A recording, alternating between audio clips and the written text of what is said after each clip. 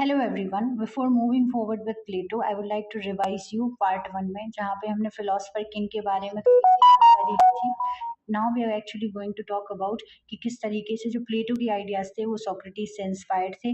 उन्होंने एक idealistic state create करने की बात कर रहे थे क्योंकि जो एथेंस था वो स्पार्टा से हार गया था पेलोपोनेशियन वॉर में, और एथेंस को वो अगेन ग्लोरी दिलाना चाहते थे। इसीलिए उन्होंने बात की कि एक ऐसा इंसान रूल करना चाहिए जो करप्शन फ्री हो। उसी टाइम पे उन्होंने फिलोसफर किंग की बात की थी। देखो, हमने ये सब तो पढ़ लिया था, theory of forms, allegory of caves, वो आप पहली वीडियो को जाके देखें। एंड प्लीज ये वीडियोस देखने से पहले आप थोड़ा ज्यादा व्हाट आई एम सेइंग उस पर ज्यादा फोकस करें। अब थ्योरी ऑफ जस्टिस हमें पढ़नी थी। उसमें मतलब क्या है? जस्टिस का मतलब है कि किसी हर तरीके से जो लॉ हो वो जस्टली अप्लाई हो हर एक इंसान पे, इरिस्पेक्टिव ऑफ जेंडर, आपकी क्या इकोनॉमिक कंडीशन है, आपकी सोशल कंडीशन क्या है। उन्होंने ये भी बोला कि जो थ्योरी ऑफ जस्टिस है it is the architecture for every other theory. मतलब जो थ्योरी ऑफ फॉर्म्स है, थ्योरी ऑफ आइडियाज है, कम्युनिज्म है और एजुकेशन है, इन सब का क्या है? आर्किटेक्चर है, इसी पे बेस्ड है।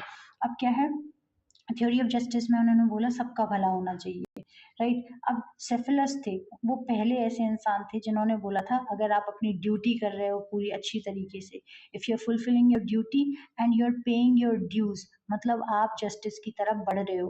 पर प्लेटो ने बोला paying your dues is not actually justice. Suppose somebody has said to you कि आई किल यू, अब आपको हिसाब बराबर करना है, so you are actually killing that person. तो ये तो केओस हो जाएगा पूरी सोसाइटी में। ये लूप चलता रहेगा जहाँ पे you are paying your dues to someone, then their family will pay dues to you क्योंकि यू किल्ड समवन। तो ये जो केओटिक सिचुएशन है उसको अवॉइड करना चाहिए, प्लेटो ने ये बोला था। ठीक है, प्लेटो ने बहुत अच्छे से इसको रिजेक्ट किया। उन्होंने बोला कि जो रूरल क्लास है, सोल्जर क्लास है और प्रोड्यूसर क्लास है, जिसको हमने थ्योरी ऑफ सोल के बेसिस पे डिवाइड किया है, वो एक्चुअली इंटरडिपेंडेंट है एक दूसरे के ऊपर। और इनका जो स्पेशल फंक्शंस हैं कि नेचुरली डिसाइडेड है क्योंकि नेचर ने उनकी जैसी सोल बनाई है, और जिस तरीके से हमने उन सोल्स को डिवाइड किया है उस बेसिस पे क्या होगा, ये सेपरेट फंक्शंस हैं। अब पॉलीमार्कस ने बोला, पॉलीमार्कस जो थे वो दूसरे फिलोसफर थे जिन्होंने बोला good to our friend and bad to our enemy. मतलब आपका जो दोस्त है आप उसके साथ अच्छा करो और जो आपका दुश्मन है उसको आप हार्म करो। प्लेटो ने कहा कि आप कैसे रिकॉग्नाइज करोगे कि आपका दोस्त कौन है और दुश्मन कौन है, और अगर आप किसी को हार्म कर रहे हो तो मतलब you are harming yourself first. तो प्लेटो ने ये बोला। फिर थ्रेसी मेकर्स जो थे उन्होंने बोला, थ्रेसी मेकर्स आप देखते जाओ, थ्रेसी मेकर्स थे, उन्होंने बोला था कि justice is in favour of strong, जिसके पास पावर है, पैसा है, उसी के लिए जस्टिस है। क्योंकि माइट इज राइट, जिसके पास ग्लोरी है, पैसा है, वो तो हर एक गलत काम को भी अपने हक में एक्चुअली लाके रखेगा। प्लेटो ने क्या किया, तो थेरम दो थ्रेसी मेकर्स थे, उन्होंने बोला जब भी आपको लगे कि आपके जो अधिकार है वो एक्चुअली प्रॉपरली नहीं दिए जा रहे हैं आपको, तो आप सिविल डिसोबीडियंस मूवमेंट करो। लेकिन प्लेटो ने रिजेक्ट किया सीडीएम को। उन्होंने बोला कि जो जस्टिस का आइडिया है, जस्टिस फॉर ऑल, वो बेस्ड ही इस पे है कि पीस हो, एक हार्मनी हो, एक रिस्पेक्ट हो ईच अदर के लिए। और जब आप सीडीएम कर रहे हो मतलब आप किसी लॉ को ऑबलाइज नहीं कर रहे हो, तो मतलब आप कियोस क्रिएट कर रहे हो। ठीक है, अब उन्होंने बोला कि जो स्टेट का कॉन्सेप्ट है वो नेचुरल है। मतलब मैन जो है एक सोशल एनिमल है, उसको रहने के लिए एक तरीके का टेरिटरी चाहिए और उस टेरिटरी को गवर्न करने के लिए कुछ गवर्नमेंट चाहिए, जिसकी पावर क्या है, मैन खुद उस स्टेट को दे रहा है। लेकिन अगर हम मार्क्स का आइडिया ऑफ स्टेट अगर हम वो करें, कंपेयर करें with the idea of plateaus, तो मार्क्स बोलते हैं कि आर्टिफिशियल है, हमने खुद बनाया है और जो स्टेट है उसको ओवरथ्रो कर देना चाहिए, रेवोल्यूशन लाना चाहिए। अब देखो इसमें क्या होगा, आपको प्लेटो के आइडियाज ऑफ कम्युनिज्म और मार्क्स के आइडिया ऑफ कम्युनिज्म के बीच में डिफरेंस पता होना चाहिए, हम आगे पढ़ने वाले हैं। ठीक है, अब वो कह रहे हैं कि जो थ्रेसिमाइकस कह रहे हैं कि जो क्या है कि agreement of powerful against power of agreement, मतलब जो पावरफुल लोग हैं उनके खिलाफ नहीं जाना है, चाहे कितनी भी पावर हो उस अग्रीमेंट में। मतलब जो पावरफुल है will always prevail over the power of the agreement, because जो लोग ज्यादा पैसे वाले हैं, माइट हैं, उनके ही बारे में क्या हो जाएगा, फैसला दिया जाएगा। अब आते हैं ग्लूकॉन। ग्लूकॉन ने कहा justice is interest of weak, जो जस्टिस है वो वीक के इंटरेस्ट में है। लेकिन फिर प्लेटो ने कहा कि मैं तो जस्टिस को सबके लिए लाना चाहता हूँ। उन्होंने ये अब जो क्रिटिक था प्लेटो का, उन्होंने बोला कि उन्होंने इतनी ज़्यादा ड्यूटीज़ पे फ़ोकस किया है प्लेटो ने कि वो राइट्स के बारे में बताना भूल गए। सेकेंडली उन्होंने बोला कि जो फिलोसोफर किंग का कॉन्सेप्ट है वो टोटलिटेरियन की रिजीम की तरह भी जा सकता है कि मतलब whatever is the king saying it's all right. इसी तरीके से तो जो हिटलर है उसने यूटिलाइज की थी ये चीज़। जो जस्टिस है वो मोरल है, जस्टिस जो है वो मोरल है, और जस्टिस जो है वो जो जस्टिस का मोरल है it is above law, law के बहुत ऊपर है। तो मतलब आप मोरालिटी पे ज़्यादा फोकस कर रहे हो rather than the laws made. और क्या है कि ये एक्चुअली सब कुछ बहुत इम्प्रैक्टिकल है कि क्या पता कोई इंसान इवॉल्व हो जाए और वो जिस तरीके से उसमें इतनी नॉलेज आज ना हो, बट बाद में जाके वो उस एग्ज़ाम फेल करने के बाद उसमें इतनी नॉलेज आ जाए कि वो फिलोसोफर किंग बनने लायक हो जाए। तो this is actually very much critic. अब थ्योरी ऑफ जस्टिस हम देखते हैं वेयर जस्टिस इज़ हार्मनी, जहाँ पे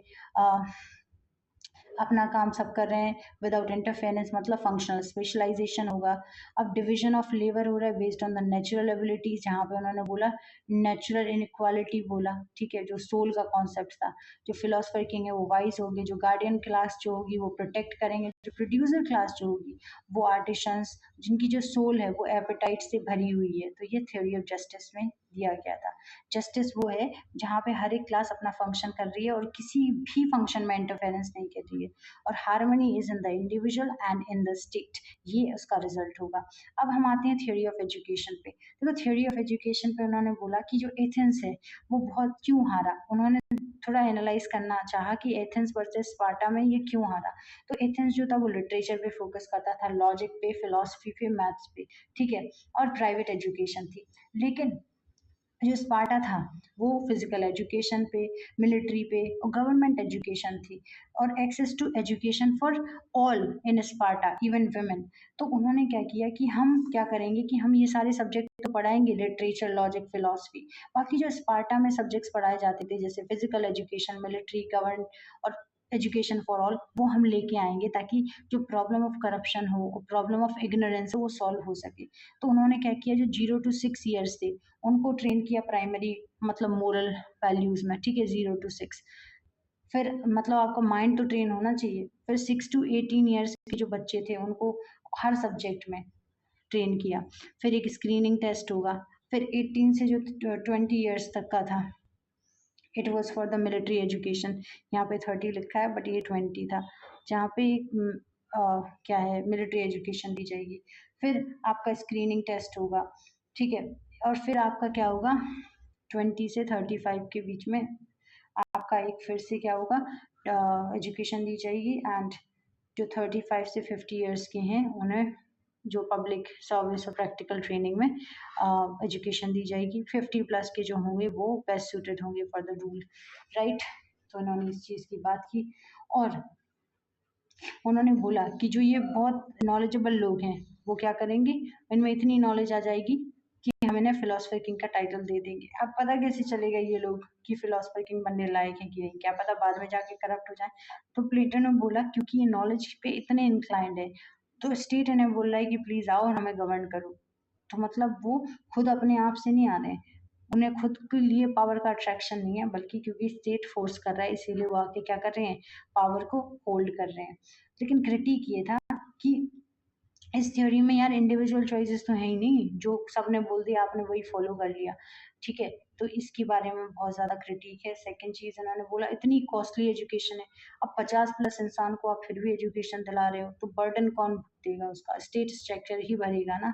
फिर आपका आएगा फिलोसफर किंग, कैसे हम हाँ ट्रस्ट कर लें फिलोसफर किंग को विद पावर, क्योंकि ऐसा इंसान तो फाइंड करना बहुत मुश्किल है।